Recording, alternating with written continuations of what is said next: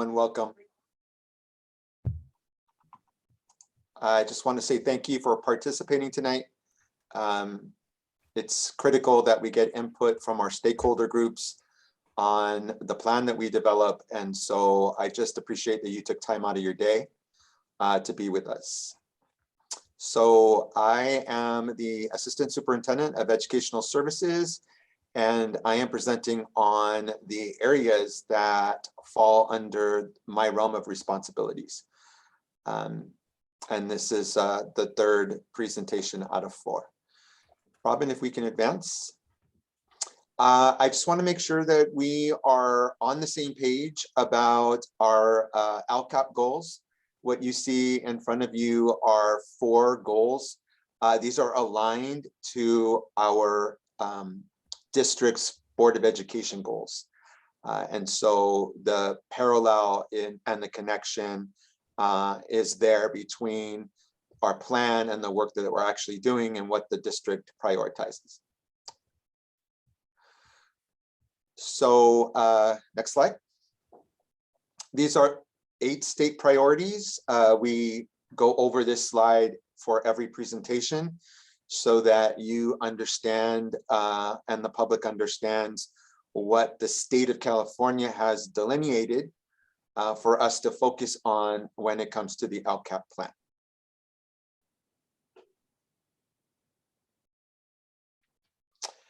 So I absolutely love this slide.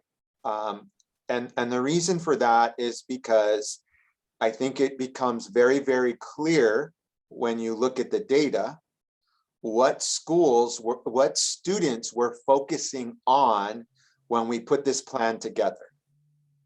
This plan is specifically, strategically designed to address the needs of our students that are on free and reduced lunch, whether they are foster youth, homeless, or English learners.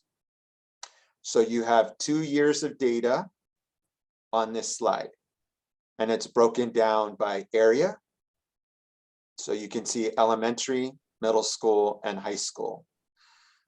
Just as an example, if you look at the elementary school for free and reduced lunch in 2020, 2021, there were 1,780 kids, 10 foster youth, 24 homeless, 905 English learners, for a total of 2,249 elementary students.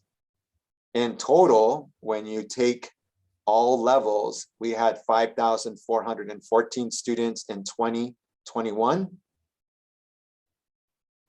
And in 21-22, that number dropped to a total of 5,074. So why does the number drop? Because in general, all districts in the state of California are experiencing declining enrollment. And you can see that reflected in this number. So when I think about the LCAP, and I think about all the services and all the data that we're going to show you, it's specifically centered on these 5,074 students that were identified 21-22. Okay, next slide. So this is LCAP goal number 2, and we'll go over the metrics. So what is the goal 2? Do you have data on the number of English learner students who have tested out of the category? We can get that for you. Absolutely. And it will become one of the metrics too. Yeah. We had another question about declining enrollment due to students moving to private schools or homeschooling. Yeah, that's a great question. So because of declining enrollment, we have done, as a district, we have done our due diligence in trying to analyze the data. When a student disenrolls from our school, they must fill out information upon disenrollment. And part of that is to identify the reason for why they're disenrolling. It's how we keep track of our dropout rates. If we don't gather that information, it counts as a dropout for us. So that information becomes critical. And so what I can tell you is that, yes, there are students that have disenrolled to go to private school, but that number, in all honesty, was not statistically significant. What we saw in larger number were students that were moving out of state, specifically identifying Arizona and Texas as the state they were moving toward. And then following up on Kelly's question too, there is a metric in our LCAP plan too. If it's not in tonight's, it's in a previous, that does look at the percentage of students that were able to be redesignated within the ELD program. But as far as a specific number that have moved, we can look at that and research that. I know that's a metric that is required in the LCAP plan. I didn't see it in tonight's presentation.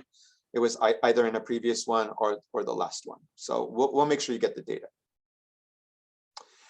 So I want to go over the metrics for goal number 2 and take a look at our percent of D and F grade rates in middle school and high school. I will say up front that there are some gaps in our data. I want to explain that. So we have baseline data. For example, I'm going to present to you with data from the 2018-2019 school year. I'm also going to give you more current data that's from 2021. So there's a gap there. And I know you're going to ask me, well, what happened to 1920? Well, that was the spring. That spring is when we got hit with this pandemic. And a lot of the information that is normally populated on the California dashboard was not populated. So it's not that we're holding that data, it's that the data wasn't populated. So in the instances where we had the data for 2019-2020, we have provided it. If it was data that the state compiles that we don't have, that's why it's missing and why you'll see a gap. Wanted to make sure that I tried to explain that. So if you look at our D and F rate, in the spring of 2019, 8.5% of middle school students earned a D or F. Fall 2019, 8.05% of middle school students earned a D. That same spring at the high school, the number of Fs 12.1 and the number of Ds 11.2%.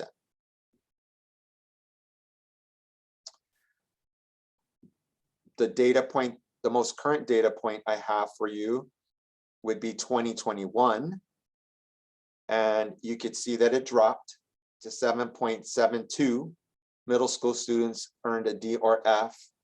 And for 2021, 11.7 of high school students earned a D or F.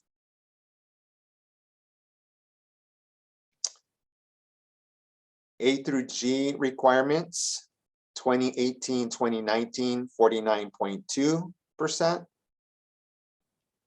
2021, 45.2%. I want to take a minute and I want to explain something about that. Yes, they were lower. This is going to take a little bit of explaining here. Clearly, it looks like there's a drop here, 49.2 to 45.2. I don't have it. I can get you the data, Caroline. I don't have it off the top of my head, but I will email you and get you the previous years. It's been a steady incline in the right direction. Yeah, no, I'm sorry.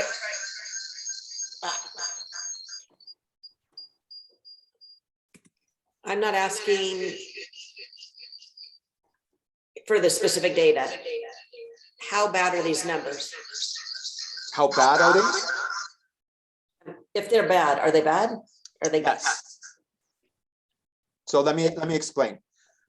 State of California recently put out for high schools in the state of California A through G grant. And it is money that has to be used specifically to target our A through G completion rate. And the target they're setting for us is 67%. I want to explain that 45.2% is our official high school A through G completion rate. However, that's not accurate data. We're actually at about 50%. I can explain why. Our Aries database system does not capture all of the students who may be A through G qualified. Let me explain why. I may have failed Spanish 1 during the regular school year, so that automatically the computer system takes that student off the A through G completion rate automatically. But I go to Glendale Community College and I make up Spanish. That Spanish grade gets plugged into the transcript, but it's not part of the course history. And so the computer cannot pick it up.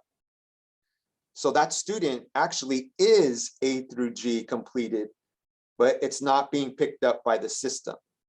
So we have to go back and manually qualify them so that the data is accurate. And our school site administration, our assistant principal of instruction know this. They know the timing of it, and generally this is not an issue. They go in and they override the system and double check to make sure that that data is correct.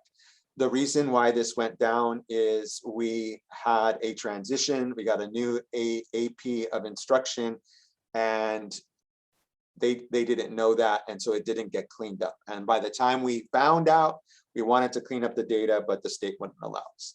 So all of that to say that it really wasn't a 4 point. We're not really at 45.2. We actually are at about 50%. It's just not reflected. But we have to be upfront because this is what you would see if you go to the website, if you go to the state website. So I think we're doing pretty well, but we need to get this up to 67%. That's the standard that we're shooting for. Robin, were there comments in the chat that I need to address? I think you're on mute. As far as the D and Fs that are on the chart, especially for this year, are those lower than prior years? So, yeah. Yes, it's lower. They're lower than prior years. We're making progress with that. And a lot of that has to do with our current focus on equity and grading. And we're seeing most of the significant changes coming specifically in math. For special education students who are not taking all A through G classes, how do you classify them? Example, if they're not taking a foreign language or taking geometry or algebra too. Yeah, so it's not really a classification. It's just a matter of the system. If the system because of the way courses are tagged, the system knows whether a course is an A through G course. So if students are not taking A through G courses, the system will just not put them in the A through G completion data. And the A through G courses are to be CSU or UC prepared. But as far as special ed, we do use other metrics like college and career metrics, and there may be some other ones I'm not thinking of that we use to track their progress. Equity and grading is just looking at grading practices, and it's focusing on whether the grade that's being issued is a true reflection of content mastery.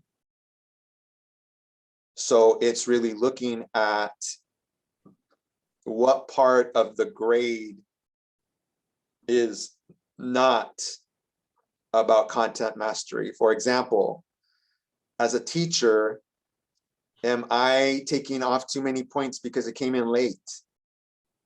What if the paper was, what if the work was 100% right, but you're taking off 50% because it was late? Is that really a reflection of the mastery of material? Those are the challenging questions that we are working with teachers on. If it's about mastery of material, then what's wrong with a retake on a test and looking at those practices? There's a specific focus in math because of our Algebra 1 project. And I can share that our data this last year for Algebra 1, which is mostly our either our 8th graders or our incoming 9th graders, our data is significantly better. So we are building on that, and we're trying to use those practices across the board. Graduation rate for all students will increase by 2%. That's the metrics. 2018, 2019, 92.3%. 2020, 2021, 92.3%. Quickly to John, there were a couple questions that still float in there from the previous ones. So as far as the A through G completion, the goal of 67%, if you want to address our plan to try to achieve that. Sure. You know, we have been making very calculated strides in trying to achieve better metrics in this area. Let me give you some examples. For a long time, the completion rate in completing a world language was low. And we have seen over the course of the last 4 or 5 years, a dramatic increase in the completion rate for world language because we started to introduce Spanish at the middle school, and more of our kids started to do very well in this area, and it's continuing to get better. And so that was a strategic move we made to increase A through G. It was specific to world language. We've recently done the same thing with science. For a very long time, a large majority of our freshmen took geoscience. Now, geoscience was approved A through G, but not as a lab science. It went into the elective column.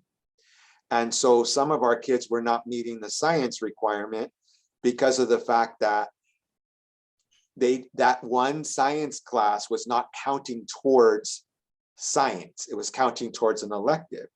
That course was revamped. It's now Earth and Space Science. It now is A through G approved for science. So now we're starting to see our science, the area of science, and our kids meeting that requirement go up. Again, another strategic move. Completion of Algebra 2 is a big one. And we've been talking about this for years in our district about our math and doing better in math. And the foundation of that is Algebra 1. That's why we started the Algebra 1 project with extremely positive results over the last few years. So we've been focused on this for 4 years, going on 5 now. And we're working with California partners, collab partners, and we're addressing the math. So you're seeing increases there. So what else is there? What's our next move? How are we going to address this? So one of the biggest factors of students not meeting A through G is the fact that they have taken the right courses, but they have not passed those courses with the C or better.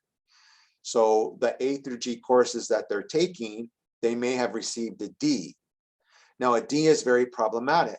A D is problematic because we can't give them summer school because summer school is only funded for kids who fail. But that D is not allowing them to be ready A through G eligible, right? So what they really need is not credit recovery. They've earned the credits because they got a D. What they need is grade improvement. So our kids have been trying to do grade improvement. I don't know. I'll look at it. It's in my I'm sorry. I think that was an accident.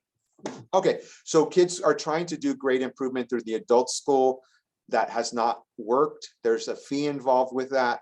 The good news is that with the grant money, for A through G grant money, we are now able to provide in the summer the ability for kids to do grade improvement free of cost because we're using this grant money. And for the first time this summer, we will have opportunities for kids to do grade improvement in English, math, science, social studies, and world language. And that is specifically designed to address this area of A through G completion. 3 years is for the grant. We have it for 3 years. Yeah, the question was, how long will the grant go for? And the answer was 3 years. I think last question on the DNFs were just about the impact of distance learning and if there was a learning loss reflected in if the DNF rates did not move dramatically. Yes, during virtual learning, the numbers did go up. What I would say to counterbalance that in terms of the big picture is that we also had a significant increase in our summer programs. We had a more robust offering of summer programs. And while our kids did have more D's or F's, we also remediated a large number during summer school. And this summer, I am anticipating the very same thing.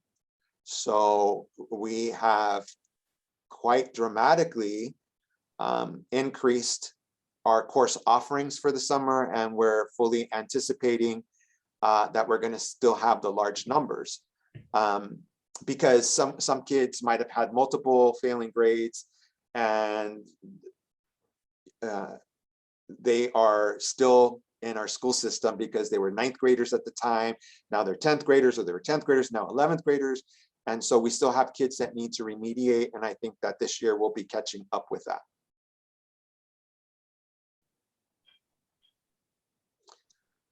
So our graduation rate stayed a little static. I gave you the first data point, 92.3%, and it was 92.3% for 21-22. I think that we could have grown that, but you're seeing the results of COVID and distance learning reflected in the data here. And you'll see that for the graduation of English learners, we were at 86.5. It dropped a little bit to 83.8. SED, the next data point, is socioeconomically disadvantaged. So these are our students that are on free and reduced lunch. We had a passing rate, graduation rate of 90.7. It dropped a little bit to 89.6. Graduation rates for our students who are homeless, 88.9, it went up to 100%. This is not an extremely large population, so you can see that it got up to 100%. Foster youth, we did not have anybody reported in our data for 2021. So that's why there's no data point here for that. Students with disabilities, graduation rate 85.6. It did drop a little to 79.1%. Again, I attribute that to our distance learning model under COVID. I will say really quickly that the data is amazing for our special needs kids, our special ed kids who take classes during the summer to recover credit or do grade improvement. The pass rate is in the high 90 percentile, and we have lots of kids that take advantage of that program during the summer. And they're using, we have a couple different platforms to use for them to accommodate them. So I think we can, I'm hoping to see that trend, that data point go back up again. Hispanic population 89.5, dropped a little bit to 88.7. Suspension rates, this is maybe a positive thing from COVID is we were at 2.7% and we're at 0.1% because kids were at home and we weren't suspending them. Attendance, just gonna say it dropped horrifically, in my opinion. We were at 94.97, 87.7. It was difficult to account for attendance in a virtual platform. It's not a Burbank problem, it's a California problem, and everybody's in the same boat with that. Chronic absenteeism, there's another data point. Again, the results of distance learning, 6.7%, and it went all the way up to 34.6%. That's a huge increase.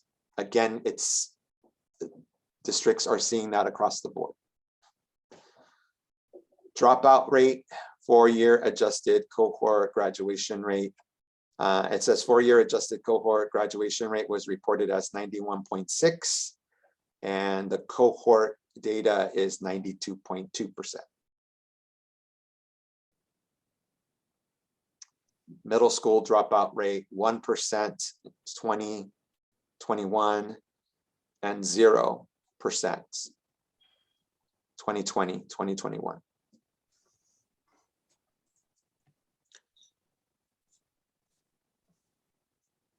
So expulsion data, I'm sorry, percentage of families who report. So this is a data that is on our school satisfaction survey. And that survey just went out and that data is not available. So what you see here are the questions and the metric of what we want to, how we want to see it increase. You can see the baseline data, but the updated data, I can't give you that.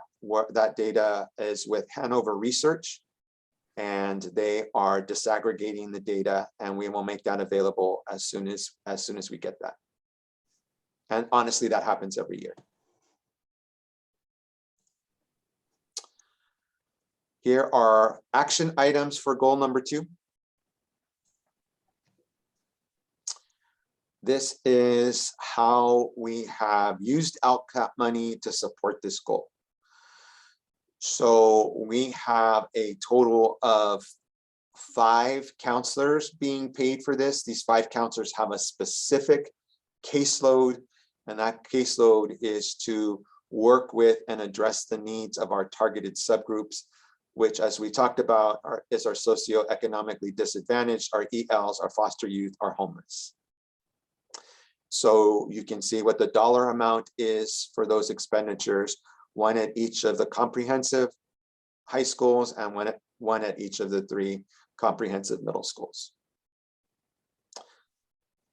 Because the population at our continuation school is our targeted subgroups, we are able to fund our 4 teachers from Monterey High School and the principal using supplemental grant money.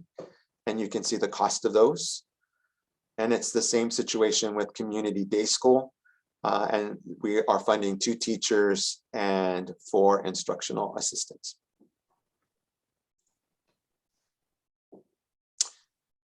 So intervention sections are what we typically use LCAP funds for. However, because of distance learning, the state government gave us special funding sources for learning loss mitigation. And so we did not have to utilize LCAP funds to address that need. It was paid for using the one-time funds. Family Service Agency of Burbank Counseling Program. So this is specific because we have 3 different contracts with FSA. One is a special ed contract, one is a general ed contract for general education students, and one is a contract for our care centers at each of the comprehensive high schools. So this is for our contract for the general education population. And this is our contribution that funds that, and that's for $30,000. and that is for our school-based counseling. The rest of that cost is picked up by the city of Burbank.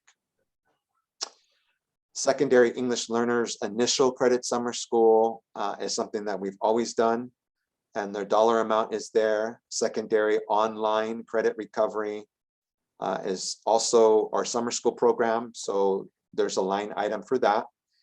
The next one is our at-risk intervention specialists. We have 6 at the secondary, and we have 11 at the elementary. So every school has an intervention specialist. So elementary, middle school, and high school at 17 total, and you can see the dollar amount for those. How many students annually use the counseling service provided by, I can pull that data for you. It's through the roof this year. In all honesty, we haven't, there are more students that need the service than we have the ability to address. And so what happens is that there's a little bit of a wait that hasn't been as typical. And so we're doing a lot more group to address the number of students that are asking for counseling services. And the purpose of doing them in group is to triage who we need to get in as quick as possible. What we're finding is that a lot of kids' needs are being met in a group environment. And so it's been working out okay, but the demand has been great. I will request those numbers from Burbank Family Service Agency.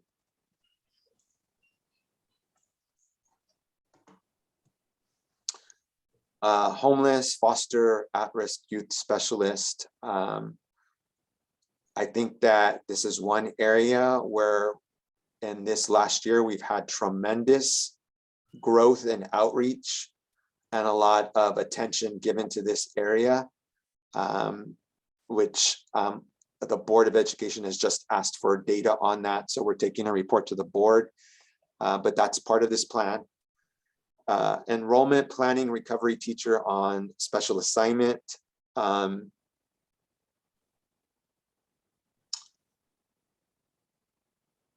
Robin, I don't remember what this one is for. I'm drawing a blank. This was the This isn't project at Luther Burbank to try to cover enrollment. Thank you. I wasn't familiar with the title. So let me explain that. This is gonna. So these next 2 items, enrollment planning recovery teacher on special assignment, 100,000, and enrollment planning professional development, 50,000. This was money that was allocated for Luther Burbank Middle School. And the specific reason for that was because prior to this last year, it was the school that statistically speaking had the greatest decline in enrollment. This last summer, it feels like all the other schools just caught up overnight in terms of their drop in enrollment. It wasn't that way before. So we had strategically put some money together for Luther to be able to help them design a program, a marquee program for the school that would draw people to want to come to school to Luther. So we tossed around several ideas. However, the school didn't feel it was ready to do that, given the situation with the pandemic and coming back to school and getting kids reacclimated to being back at school and teachers getting back into the groove of being back at school. So this money was not spent. This is money that was held there for them, but it was money that was not spent because they weren't prepared to move forward with that. So that's something that is part of the discussion about what do we do with this? What do we do with the money? The school has had the opportunity to use this year to try to plan on something they may want to do. I know there's been discussion about it, but there has been no plan brought forward. So what I don't know for sure. I have not gotten a plan, but I don't I'm not getting the sense that they have designed anything. So this is a pot of money that we need to look at in terms of reassigning it to any of our other goals in terms of what we want to do. And my understanding too, Peter, correct me if need be, that this would then be included in our carryover funds. that Yes. we're looking at. Absolutely.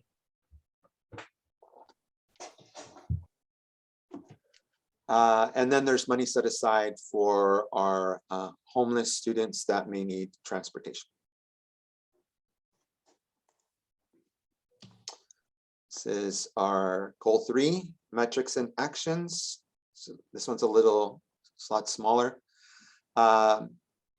So these are, so the first one, annual professional development on diversity, equity, and inclusion for parents, classified, teachers, administrators, impacting relationships among the stated groups, and lead towards positive student outcomes academically and behaviorally. So we have been trying to address this, specifically starting with training for our teachers, and that has been through the implementation of Facing History, which is specifically designed in an academic way to address diversity, equity, and inclusion in curriculum, in academic curriculum. So we have been moving forward with that. There was a small halt in January and February because of the surge in COVID cases, but we are resuming that. And so that's a goal that says partially met because we're still implementing that and working through it. We have specific goals to meet by the end of the year in terms of how many modules the teachers will complete in Facing History before they leave for summer break, and we are on track for that.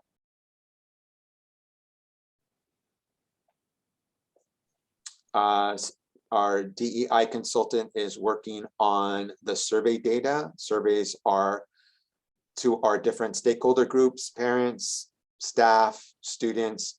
Some of that data has been collected, some of that is still out, and we're still trying to gather survey data, but we will have that very shortly. The board is asking for that to be wrapped up and to have a report back, which should happen sometime the end of March or early April. The last one is is a required metric by the county for LCAP, and that is that all of our teachers, administrators, counselors are fully credentialed, appropriately credentialed, and we are in 100% compliance with that. And there's one that I missed that was on the satisfaction survey, the second one from the top, and that we're just waiting on the data for that. Sorry, Robin.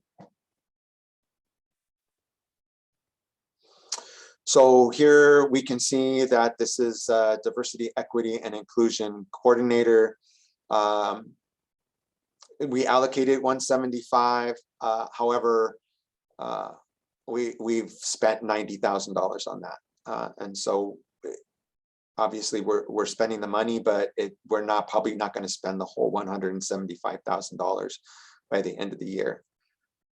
Professional development on diversity, equity, inclusion. This is a line item that pays specifically for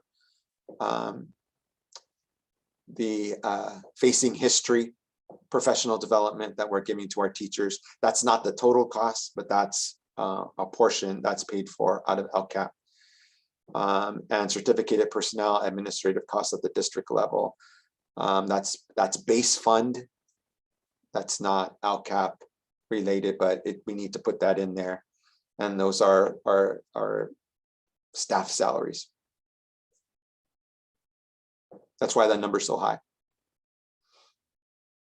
So we are expecting carryover.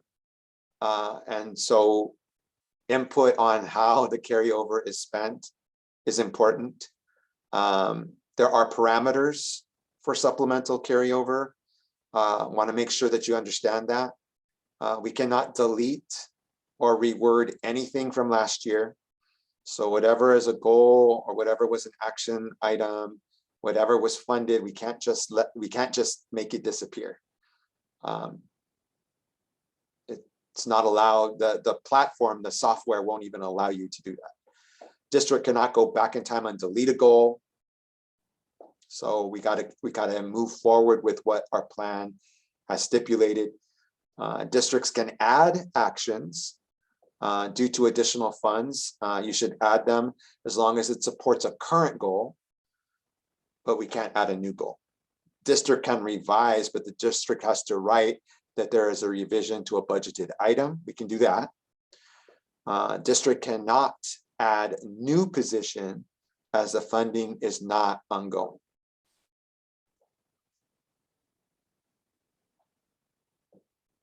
Just want to make sure they have had time to translate that.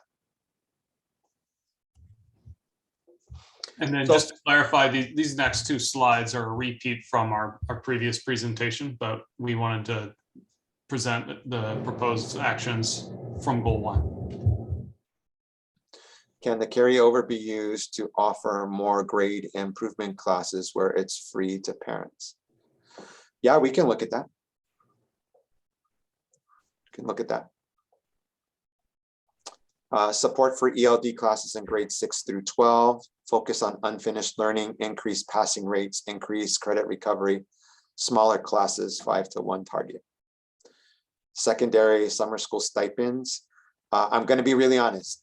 This is really true. This is reality. This is transparent. When you offer a more robust summer school, you need more teachers. And it has not always been easy to get our teachers to give up the summer and teach. And there are teachers that shop around and choose to do summer school someplace else if it's more money. So we have had a bit of an issue with that. And so when we had last year, because of COVID and the number of kids that needed to recover credit, we offered a small stipend for teachers who would teach summer school with us. And so that's something that we are looking at for this coming summer as well.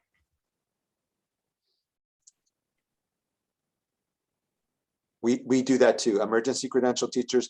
So what happens is, first of all, anybody who wants to do summer school has gotten a job because there are more positions open than we have teachers who want to do them. So we figure out who wants to do summer school, we plug them in, and then we realize there's still more teachers that are needed. So the next thing we do is we go to our substitute pool, because these are teachers that are subbing for us anyway. And we look at their credentials, we look at where the subject areas are, and we start to plug in our substitute teachers. Once we've exhausted that, then we either start to try to personally recruit by personally reaching out to people, or we have to start flying the job to the outside. And we've done that. Last year we did that, and we hired a few from, actually we hired a few from Santa Clarita who are now emailing me and asking me if they can teach in Burbank again this summer because they had a good experience. So I'm keeping my fingers crossed. iReady internet-based assessment and intervention is also used district-wide for assessments in grades K through 8, and it's used as intervention for selected students.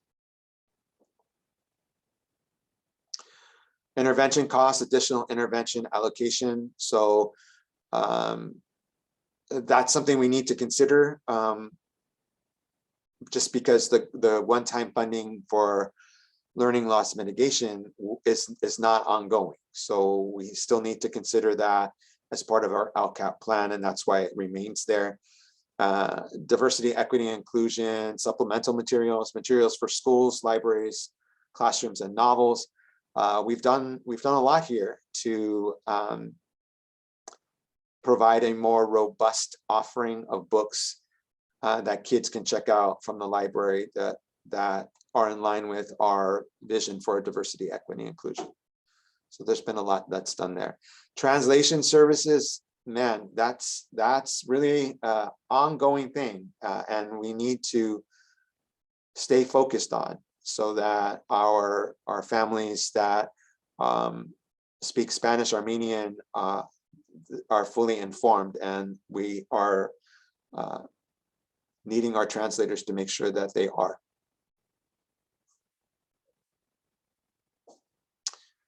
So here's just some ideas that have been thrown out. These ideas have come from meetings that the superintendents had with PTA, from principals, from the community.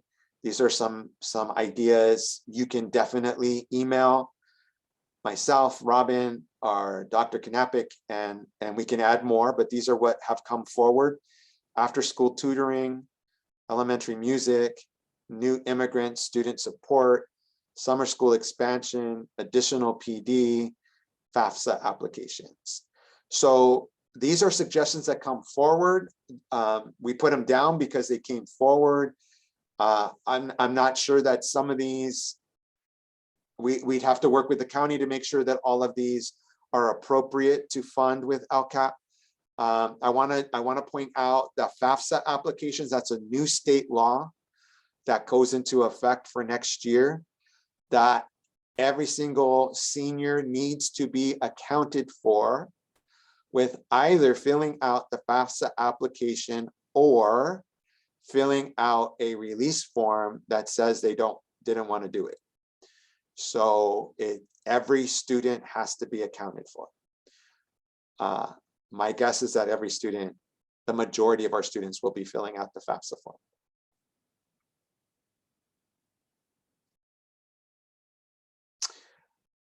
I am happy to take questions, listen to ideas, but that is our presentation for tonight.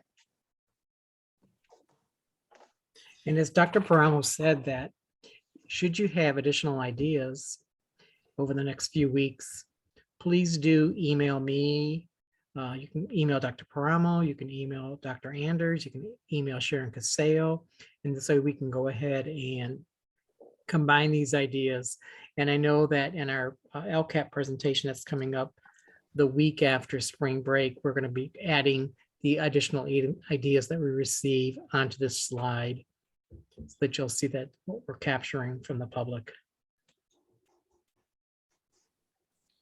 And at that point in time too, we'll have a better idea about our carryover too, because we get a better temperature take on the budget and on the LCAP supplemental funding from the second interim report. That should be ready just about that period of time too. So we'll have a better idea about how much carryover there is. So our part 4, so this is part 3 of 4. Part 4 is scheduled for Wednesday, March 30th. And that meeting will take a slightly different format because as Dr. Knappich was stating, we'll use that meeting to prioritize the ideas for those carryover funds. Mm-hmm. So it won't be a presentation of metrics and actions. It'll be more of a collaboration on how to use those carryover funds. And I don't see any other, oh, here we just had one. Can money be used for parent education? Yeah, I think that's, I don't know the context for that, but it sounds like that would be appropriate. It depends on the context of it and how we're gearing the presentation, et cetera. Schools also have Title I monies for the Title I schools that they can access to for parent involvement too, and other resources too. So it definitely is something we can take a good look at.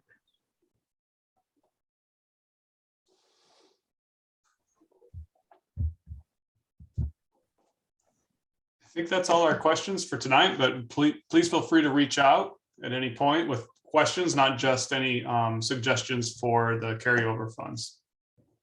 Oh, looks like we just had one for parent. Okay, so it looks like there's a couple of requests for providing more information about equity and grading. Mm-hmm. New immigrant student support is a liaison that works with the community at a school site and addresses the needs of immigrant parents as it pertains to things like using Aries gradebook, filling out free and reduced lunch forms, getting kids registered for classes, programs in the community, parent resources to help your child at home. This is a position that many districts have. And there's a lot of models and examples for that. And at the elementary level too, there's strong discussion, especially with our new young ones that come to us, about providing them more concerted efforts, especially during summer school and during the school year interventions and supports, so that we can help them to acclimate to Burbank Unified and our culture and English language. So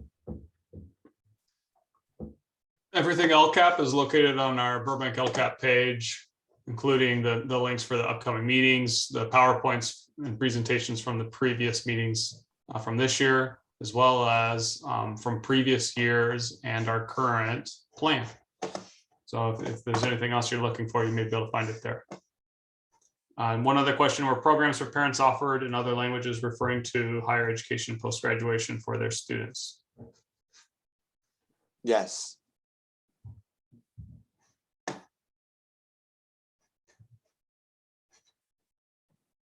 All our information about that, if it's written information or documents, it is required to be translated in Spanish or Armenian.